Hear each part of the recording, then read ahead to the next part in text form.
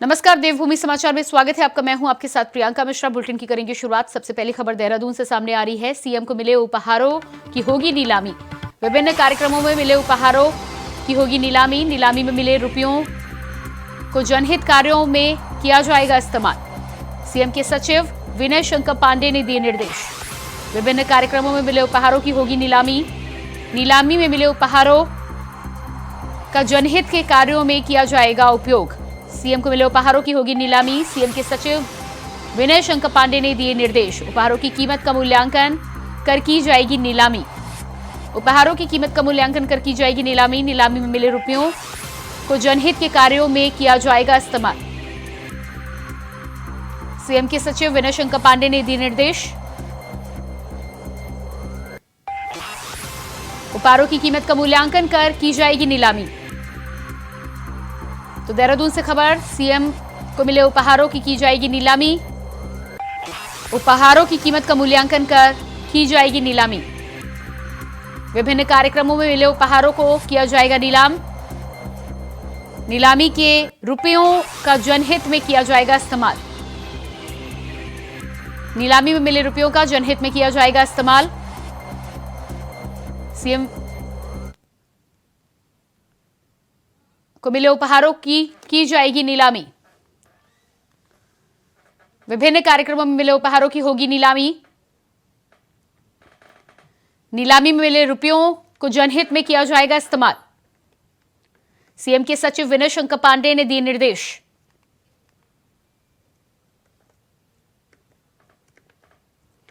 CM के सचिव विनय शंकर पांडे का निर्देश। नीलामी में मिले रुपयों का जनहित में होगा इस्तेमाल।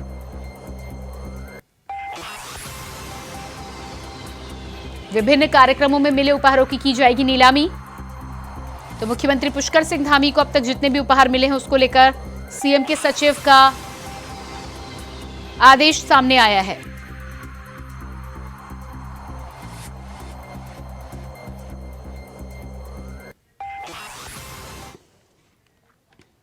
खबर दिल्ली से है, जहां मुख्यमंत्री पुष्कर सिंह धामी ने नई दिल्ली में केंद्रीय कोयला व खान मंत्री प्रहलाद जोशी से भेंट की है। तो वहीं मुख्यमंत्री ने न्यूनतम 1000 मेगावाट के पिटहेड थर्मल पावर प्लांट स्थापित किए जाने के लिए उत्तराखंड राज्य को लगभग 125 मिलियन टन भंडारण क्षमता की एक कोल ब्लॉक का आवंटन प्राथमिकता पर करने का अनुरोध किया है। बता दें कि मुख्यमंत्री ने कहा है कि अनुकूल औद्योगिक नीति के कारण राज्य में द्रुत गति से औद्योगिक विकास हुआ है, जिसके फलस्वरूप विद्युत की मांग में निरंतर वृद्धि हुई है।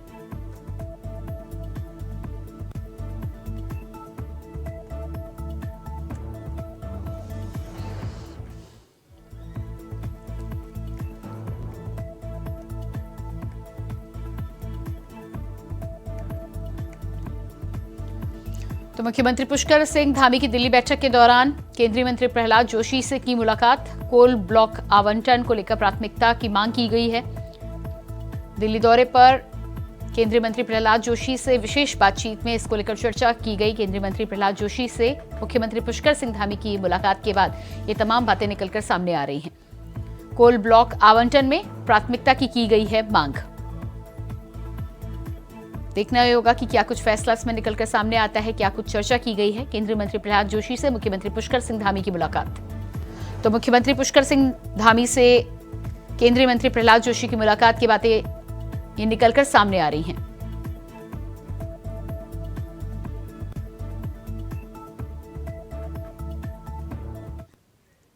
अगली खबर लक्सर से है, जहां आसपास के इलाकों में इन दिनों प्रचंड ठंड और कोहरे का प्रकोप चल रहा है। कड़ाके की ठंड और कोहरे के चलते क्षेत्र में लोगों का जनजीवन एक तरह से अस्त व्यस्त नजर आ रहा है। कोहरे का असर रेल और सड़क यातायात पर भी देखने को मिल रहा है। कोहरे के कारण कई रेलगाड़ियां रद्द हैं और साथ ही जो ट्रेनें चल रही हैं उन ट्रेनों की रफ्तार भी कम करनी पड़ रही है। इसके अलावा ठंड के कारण किसानी का काम और छोटे मोटे कारोबार भी ठप हो रहे हैं।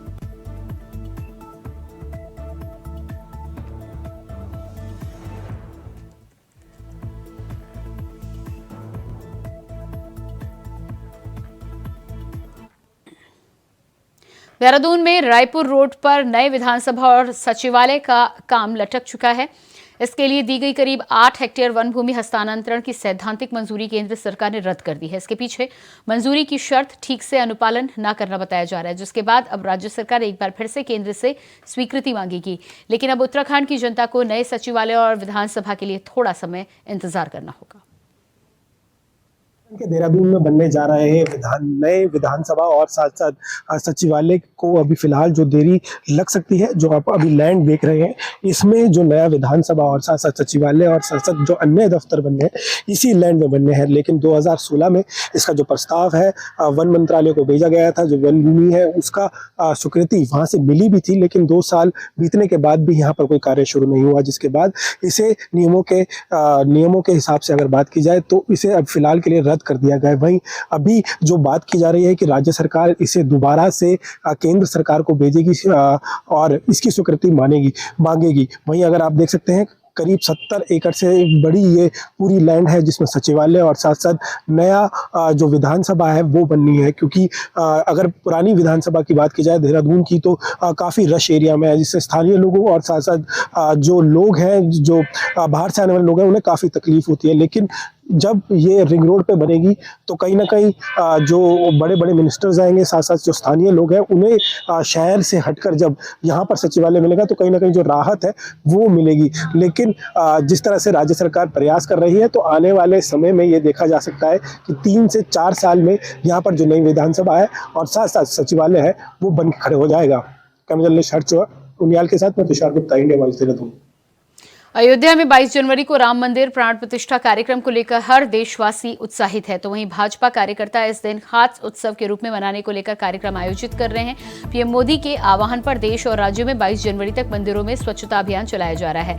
आज डोईवाला के जौलीग्रांट शिव मंदिर में हरिद्वार सांसद डॉक्टर रमेश पोखरियाल निशंक के नेतृत्व में अभियान चलाया गया, जिसमें बीजेपी पदाधिकारियों और कार्यकर्ताओं ने मंदिर में स्वच्छता अभियान चलाया और उत्साहित लोगों में जोश भरने का काम किया। इस अवसर पर लोकसभा चुनाव प्रचार की शुरुआत करते हुए सांसद ने कार्यकर्ताओं के साथ दीवार लेखन के कार्यक्रम में भी हिस्सा लिया।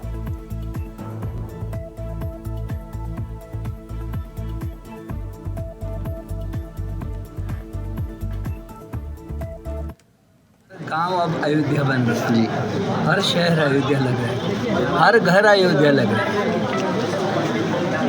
22 तारीख को जिस तरीके से लोगों ने मन बनाया है कि घर घर में दीपावली मनाई जाएगी, और ये दीपावली जो मनाई जाएगी वो किस तरीके का भव्य उसका स्वरूप होगा, कैसे वो राष्ट्र का स्वरूप दिखेगा उसमें।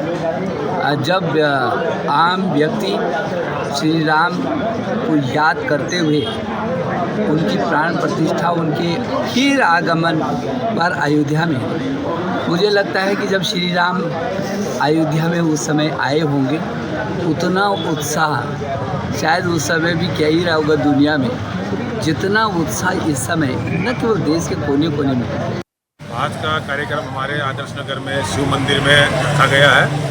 माननीय प्रधानमंत्री जी के आह्वान पे जो अयोध्या में 22 तारीख को प्राण प्रतिष्ठा होनी है, उसके अनुसार यहाँ पे जो हमें दिशा निर्देश प्राप्त हुए हैं कि प्रत्येक मंदिरों में स्वच्छ अभियान चलाया जाए, और 22 तारीख को जो प्राण प्रतिष्ठा होनी है उसमें सभी मंदिरों में भजन कीर्तन कर और दीपावली की तरह प्रत्येक गांव-गांव में, शहर में दीपावली मनाएं।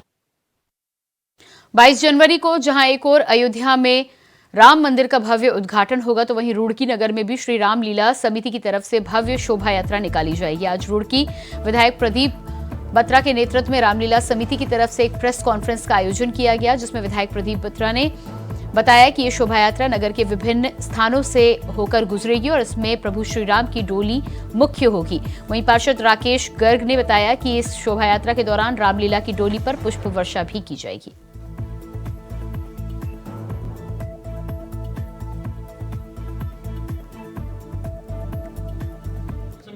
एक नज़ारा होने वाला है, और ये यहाँ रुड़की में तो हो ही रहा है, पूरे संसार में होने वाला है। एक अद्भुत नज़ारा होगा। रुड़की में एक बहुत सुंदर शोभा यात्रा निकलेगी और हर मंदिर में सब कार्यक्रम होंगे, सीधा प्रसारण भी होगा। मतलब ऐसा अद्भुत नज़ारा पहले किसी भी कार्यक्रम में आज तक रुड़की में नहीं हुआ जो अब होने वाला है। और हमारे लिए बहुत खुशी की बात है कि हम इस काल में जीवित हैं और हम ये सब देख रहे हैं कि इतने वर्षों के बाद रामलला जी की मूर्ति की प्राण प्रतिष्ठा हो रही है, मंदिर बन चुका है। ये हमारे लिए इससे अच्छी और पूरे जिंदगी के खुशी और कोई हो नहीं सकती। तो भजन में सुन रहा था, उसमें राम आएंगे तो अंगना सजाएंगे, बिल्कुल उसी को भाव को रखते हुए पूरा रुड़की को सजाने का मन है। और पूरी रुड़की में शोभा यात्रा भव्य रूप से निकलने वाली है और बच्चा बच्चा इसमें प्रतिभाग करने वाला है। सभी धर्मों के लोगों से हम लोग निवेदन कर रहे हैं, अपील कर रहे हैं कि इसमें जुड़ें। और शोभा यात्रा जो राम मंदिर से निकलेगी, एक बहुत ही सुंदर मॉडल एक राम का हमने बनवाया है। उस मॉडल वो आगे आगे चलेगा और हनुमान जी ऊपर चलेंगे और बहुत ही सुंदर दृश्य आपको देखने वाला आपको मिलने वाला है। बहुत ही सुंदर भव्य तरीके से हम लोग इसको निकालने वाले हैं। 22 जनवरी का दिन सुनहरे अक्षरों में भारत के इतिहास में लिखा जाएगा। रामलला अयोध्या में अपने मंदिर में विराज रहे हैं और पूरे देश में हर्षोल्लास के साथ वो दिन मनाया जा रहा है, दिवाली के रूप में मनाया जा रहा है। न सिर्फ देश में बल्कि विदेश में भी दिवाली मनाई जा रही है। और इसी उपलक्ष्य में रामलीला समिति बीटीगंज द्वारा एक शोभा यात्रा का आयोजन किया जा रहा है, जो दोपहर 2 बजे से रामनगर राम मंदिर से शुरू होकर और लक्ष्मीनारायण घाट पे समापन होगा। पूरे शहर में झांकियाँ निकाली जाएंगी, पूरे शहर में राम मंदिर का मॉडल जो है वो लोगों को दर्शन के लिए मिलेगा और हनुमान जी हवा में फूल बरसाएंगे राम मंदिर के ऊपर। इससे तो कई आकर्षण उसमें है। मैं सोचता हूँ कि रामलीला बीटीगंज द्वारा एक बहुत बड़ा कार्यक्रम किया जा रहा है और पूरे शहर में इसकी शोभा यात्रा जो निकलेगी, सभी इसमें पदाधिकारी प्रतिभाग करेंगे, पूरा शहर इसमें प्रतिभाग करेगा। तो मैं सोचता हूँ कि एक ऐसा कार्यक्रम है जो अपने आप में ऐतिहासिक होगा। और अंत में जहाँ पर समापन होगा वहाँ पर दीपदान किया जाएगा और आतिशबाजी होगी और गंगा आरती करी जाएगी वहाँ पर। चारधाम यात्रा की तैयारी को लेकर पर्यटन मंत्री सतपाल महाराज के द्वारा चारधाम यात्रा को लेकर अधिकारियों के साथ बैठक की गई, जिसमें समय रहते चारधाम यात्रा की तैयारी को पूरा करने पर मंथन हुआ है। तो वहीं पर्यटन मंत्री सतपाल महाराज का कहना है कि पिछले साल की तुलना में इस साल और भी ज्यादा तादाद में श्रद्धालु चारों धाम के दर्शन करने के लिए पहुंच सकते हैं। वहीं बद्री केदार मंदिर समिति के अध्यक्ष अजेंद्र अजय का कहना है कि पिछले 4 सालों में केदारनाथ और बद्रीनाथ धाम में यात्रियों की संख्या को देखते हुए बेहतर सुविधाएं प्रदान की जाएंगी।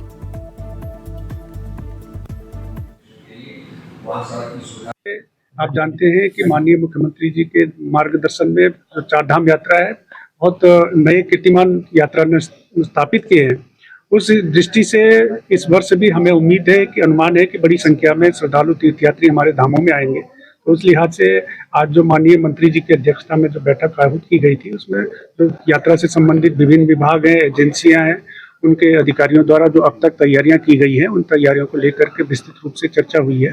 और जैसा कि मैंने पूर्व में भी कहा कि इस वर्ष भी अनुमान है कि बड़ी संख्या में श्रद्धालु आएंगे। तो उस समय जब भारी भीड़ धामों में की ओर उमड़ेगी, तो उस समय हमारे समक्ष क्या चुनौतियां होंगी, उन चुनौतियों का भी हम आकलन कर रहे हैं और उस हिसाब से अपनी तैयारियों को अंतिम रूप दे रहे हैं। जो पहली बैठक है, ये यात्रा बड़ी महत्वपूर्ण होने वाली है और हम ये अपेक्षा कर रहे हैं कि और भी ज्यादा यात्री यहाँ आएंगे और हमारे 4 धामों का दर्शन करेंगे। तो पहली बैठक यह है, इसमें सभी लोगों को बता दिया गया है तैयारी करिए, क्योंकि कुछ स्ट्रक्चर बनना होता है। और हम लोगों ने कहा है कि केदारनाथ के अंदर जो वहाँ पर अच्छी किस्म का टूरिस्ट आता है और भी जो टूरिस्ट आते हैं, सब पर्यटकों के लिए सुविधाएं होनी चाहिए। सुविधाएं वहाँ थोड़ा अभाव है, तो मैंने ये रिक्वेस्ट की है कि फ्लोर हीटिंग टॉयलेट्स के अंदर वायर्स लगाए जाएं, जिससे कि फ्लोर हीटिंग हो, उससे टॉयलेट साफ रहता है। तो इस प्रकार की सुविधाएं जब दुनिया के अंदर हैं तो वो हमारे उत्तराखंड में भी होनी चाहिए, हमारे TRH के अंदर भी होनी चाहिए। तो ये आदेश दिए हैं हम लोगों ने कि अच्छी थोड़ा सा उसको रिमॉडल किया जाए, थोड़ा सा अपग्रेड किया जाए और पूरी फैसिलिटी लोगों के लिए तैयार की जाए। खबर देहरादून से है, जहां आज पुलिस की नई चौकी हाथीबड़कला चौकी का उद्घाटन देहरादून के SSP अजय सिंह ने किया। बता दें कि हाथीबड़कला क्षेत्र में अक्सर VIP मूवमेंट के चलते एक चौकी विगत कई वक्त से जरूरत थी। इसी रूट के CM आवास और राजभवन के लिए भी रास्ता निकलकर जाता है। साथ ही पासपोर्ट ऑफिस भी इसी सड़क पर होने के कारण कई गाड़ियों का आवागमन इस सड़क पर होता है, जो कि पुलिस प्रशासन के लिए हमेशा से ही एक बड़ी चुनौती रहा है। तो वहीं देहरादून SSP अजय सिंह ने बताया कि इस चौकी से वहां के पुलिस को काम करने में आसानी रहेगी और जनता को भी इससे सहूलियत महसूस होगी।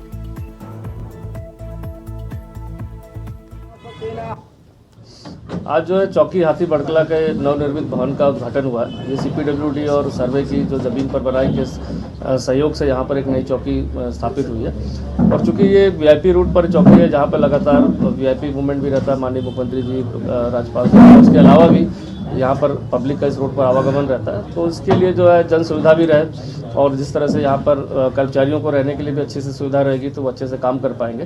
तो इसके लिए आज इसका उद्घाटन किया गया। मुझे पूरी उम्मीद है कि क्षेत्र की जनता को यहाँ पर आने पर कोई असुविधा नहीं होगी और खास करके हमारे जो कर्मी हैं यहाँ पर बैरिक भी बनी है तो यहाँ पर 24/7 अवेलेबल रहेंगे, तो रात बिरात भी कोई बात होती है तो उसको अटेंड किया जा सकेगा। खबर देहरादून से है, जहां रायपुर थाना क्षेत्र के बड़ा पुल के नीचे सोनीपत निवासी एक महिला पुलिस को बेहोशी की हालत में मिली है। पुलिस ने उसका इलाज कराया तो 2 दिन के बाद सीटी स्कैन में पता चला कि उसके सिर में गोली मारी गई है, जो कि अभी सिर में ही फंसी हुई है। डॉक्टरों ने ऑपरेशन कर गोली निकाली है। इसी बीच सोशल मीडिया पर महिला का फोटो देखकर हरिद्वार से उसकी बहन देहरादून पहुंची और हत्या के प्रयास का मुकदमा दर्ज कराया है। सोनीपत में उसका पति भी गायब चल रहा है और महिला के ससुर की गुमशुदगी भी दर्ज है। मामला प्रॉपर्टी विवाद से जुड़ा हुआ बताया जा रहा है।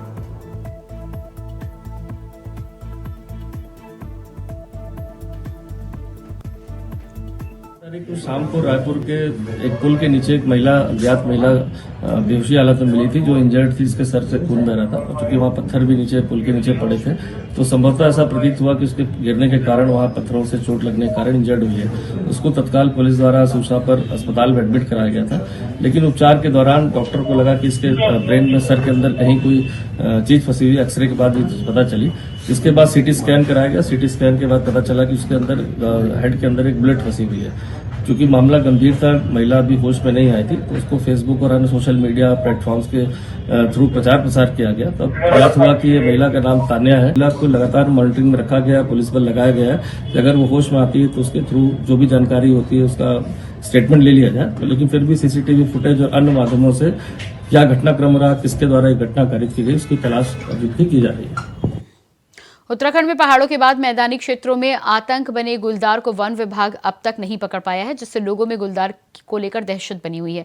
पिछले कुछ दिनों के दौरान देहरादून में गुलदार के हमलों से लोग दहशत में हैं। वहीं देर रात राजधानी के कई इलाकों में भी गुलदार की चहलकदमी देखने को मिली है। वन विभाग के पीसीसीएफ हाफ का कहना है कि वन विभाग की ओर से गुलदार को पकड़ने के लिए लगातार प्रयास किए जा रहे हैं। जगह जगह पिंजरे लगाए गए हैं। इसके साथ ही गश्त भी बढ़ाई गई है।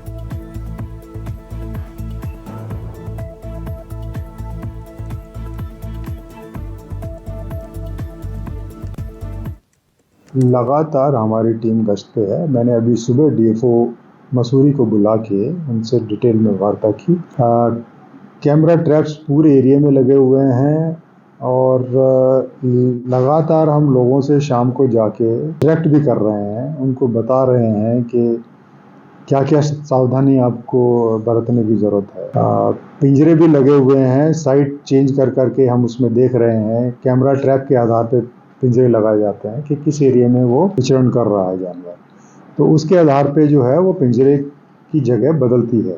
तो पिंजरे हमने 3-4 पिंजरे शायद डीएफओ मसूरी के पास हैं और वो उसको लगातार उस एरिया में यूज़ कर रहा है। 22 जनवरी को भगवान श्री राम अपने स्थान पर विराजमान होने जा रहे हैं, जिसको लेकर राजनीति भी तेज हो गई है। विपक्ष के प्राण प्रतिष्ठा के न्योते को ठुकराने के बाद राम मंदिर की राजनीतिक चिंगारी उत्तराखंड में भी जल चुकी है, जहां कांग्रेस और बीजेपी के प्रदेश अध्यक्ष एक दूसरे पर हमलावर हो रहे हैं और एक दूसरे को राक्षस और ब्राह्मण कुल में पैदा होने का दुर्भाग्य बता रहे हैं। देखिए एक रिपोर्ट।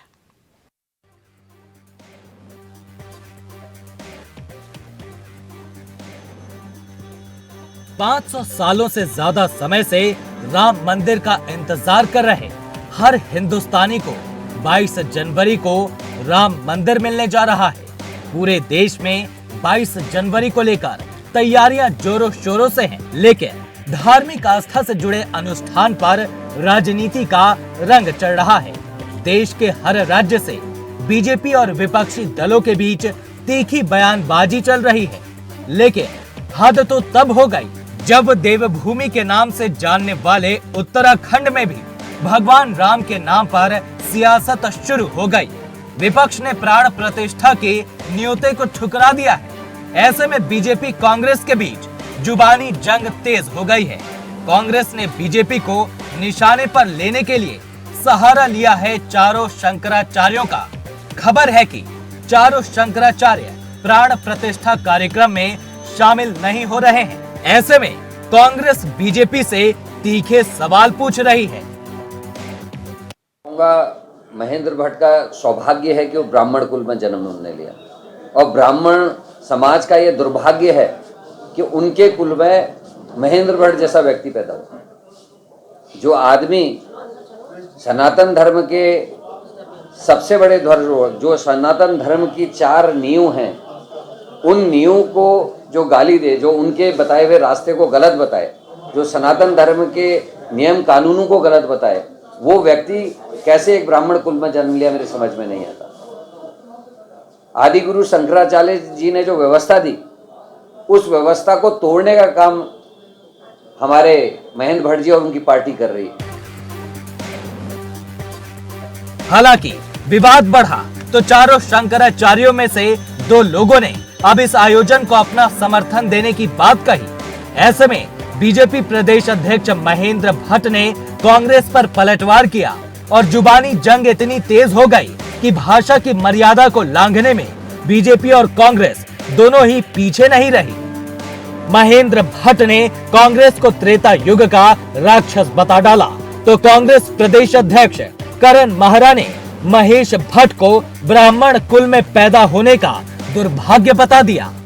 देखिए, शंकराचार्य कभी भगवान के दर्शन के लिए मनाही नहीं कर सकते, उनके सब अनुयायी दर्शन करेंगे। तिथि तय करना शंकराचार्य का अपने पीठ का उनका पक्ष रहता है, कौन सी किस तिथि को वो जाएंगे, उनका स्वरूप है। निमंत्रण देना राम ट्रस्ट का काम था और जरूरी नहीं कि सब लोग जो निमंत्रण उस दिन मिले उसी दिन सब लोग जाए, लेकिन कांग्रेस जिस प्रकार की बयानबाजी कर रही है तो मुझे अब ऐसा लगता है कि एक कालखंड होता जो ऋषि मुनि तपस्या करते थे और उनकी तपस्या को भंग करने के लिए उस समय राक्षस शक्तियाँ काम करती थी। आज वही भूमिका कांग्रेस की है। और भगवान राम है ना, भगवान राम ने ऐसे जितने राक्षस लोग थे जो ऋषियों के तप को भंग करते थे, उनको सजा दी है, उनको मृत्यु लोक तक पहुँचाया। आज कांग्रेस को चेतना चाहिए कि हम भगवान राम के पुण्य कार्य में जो ऋषि मुनि, जो आज समाज भव्य मंदिर में प्राण प्रतिष्ठा की जो योजना बना रहा है, उसमें विघ्न डालने का काम न करे, वरना भगवान राम इनको माफ करने वाले नहीं है। कहूँगा महेंद्र भट्ट का सौभाग्य है कि वो ब्राह्मण कुल में जन्म उन्होंने लिया, और ब्राह्मण समाज का ये दुर्भाग्य है कि उनके कुल में महेंद्र भट्ट जैसा व्यक्ति पैदा हुआ, जो आदमी सनातन धर्म के सबसे बड़े ध्वज, जो सनातन धर्म की 4 नींव हैं, उन नींव को जो गाली दे, जो उनके बताए हुए रास्ते को गलत बताए, जो सनातन धर्म के नियम कानूनों को गलत बताए, वो व्यक्ति कैसे एक ब्राह्मण कुल में जन्म लिया, मेरे समझ में नहीं आता। आदि गुरु शंकराचार्य जी ने जो व्यवस्था दी, उस व्यवस्था को तोड़ने का काम हमारे महेंद्र भट्ट जी और उनकी पार्टी कर रही है। समय भगवान राम की प्राण प्रतिष्ठा का है, लेकिन राजनीतिक पार्टियों को 22 जनवरी नहीं बल्कि लोकसभा चुनाव दिख रहा है। चुनाव में हर पार्टी अपना नफा नुकसान देखकर राजनीतिक कदम आगे बढ़ा रही है। बढ़ाए भी क्यों ना, आए ही राजनीति करने हैं। ऐसे में मर्यादा की बात करने वाले नेता आरोप प्रत्यारोप में इतने रम गए कि भाषा की ही मर्यादा भूल चुके हैं। देहरादून से इंडिया वॉइस के लिए तुषार गुप्ता की रिपोर्ट। और उसके बाद हरिद्वार से बड़ी खबर सामने आ रही है। महंत रामानंद पुरी का निधन। अखाड़े के पूर्व सचिव रहे हैं रामानंद पुरी, लंबे समय से चल रहे थे बीमार। हरिद्वार से इस वक्त की अहम जानकारी।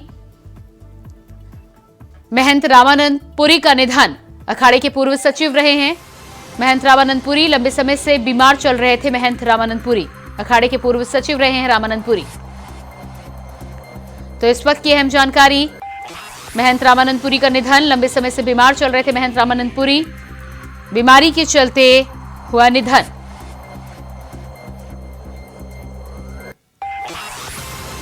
इस वक्त की अहम जानकारी, महंत रामानंद पुरी का निधन। अखाड़े के पूर्व सचिव रहे हैं रामानंद पुरी, लंबे समय से चल रहे थे बीमार।